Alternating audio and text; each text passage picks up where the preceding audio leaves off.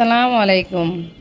আজ আপনাদেরকে আমি নতুন একটি ভর্তার রেসিপি দেখাবো, গরুর মাংসর ভর্তা। প্রথমে মাংসটাকে ছোট ছোট করে টুকরো করে নিব। মাংসটাকে কিমা করে নিব, ভালোভাবে কিমা করে নিতে হবে। ভর্তাটা আমি সর্ষের তেল দিয়ে করব। সর্ষের তেল নিয়ে নিলাম একটা প্যানে, কিছু পেঁয়াজ দিয়ে দিলাম, কিছু রসুন দিয়ে দিব, ভালো করে ভেজে নিব।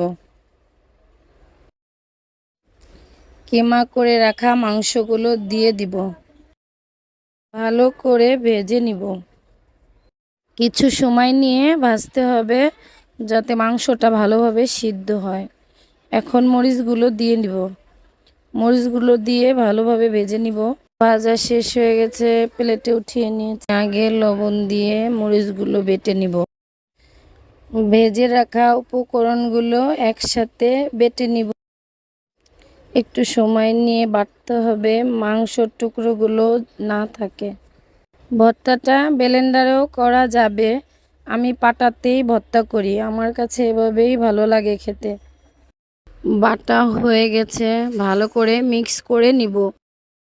ভর্তাগুলো গোল শেপ করে প্লেটে উঠিয়ে নিব। ভিডিওটি ভালো লাগলে লাইক, কমেন্ট, শেয়ার করতে ভুলবেন না। ধন্যবাদ, ভালো থাকবেন।